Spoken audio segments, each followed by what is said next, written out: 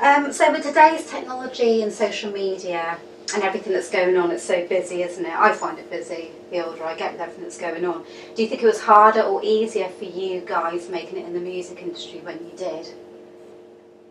Yes, it was easy. Easy. Well, we didn't even think about whether it was hard or easy. It was just like going out and kicking a ball around playing football. It's exactly the same thing. Do you think something's sort of got I mean, to my mind, the fact that I don't wait for 2 weeks for my LP to get into the record store and I can download things straight away, to my mind, some of the joy's gone a little bit, the anticipation of music. I don't know whether you feel well, like we had to wait for everything. Nothing came immediately. I never bought any records because I couldn't afford them. I remember, we used to buy a record and share it, go and listen to it. Go and listen to my mate, his older brothers. All of my mates were fantastic, of my age, but Barry, my best friend, had older brothers. And they would bring home the Little Richard singles and the Buddy Holly singles and the Everly Brothers and Presley and stuff like that. And so we get to hear them without buying them. And, but I mean, it was a different world. Everything was a discovery. We were pioneers without a map. Nothing had been decided on who went where.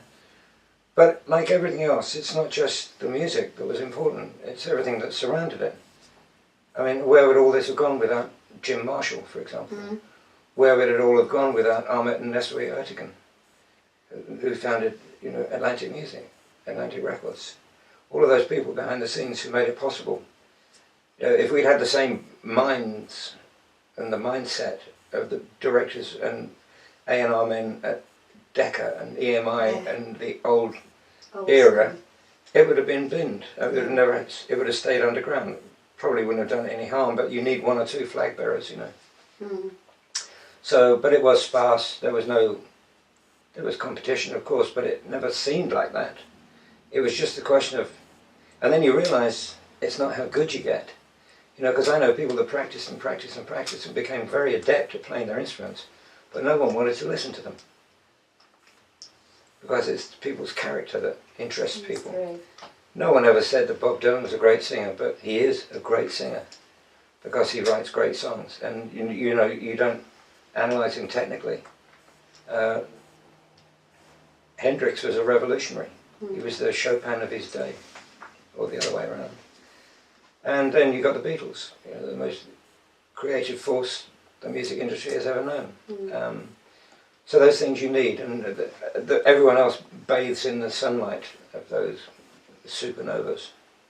But it's that creativity, and I think it's almost, when I was growing up, it was, now everybody knows everything about all the bands because of social media or whatever. When I was growing up, it was almost a regal, Deep Purple, or Ozzy Osbourne and Randy Rhoads, to me, were almost like a regal, untouchable, because you didn't know everything about you. It was a lot of mystery about you guys. And misinformation. But the thing is, it's perpetuated. The misinformation is still perpetuated.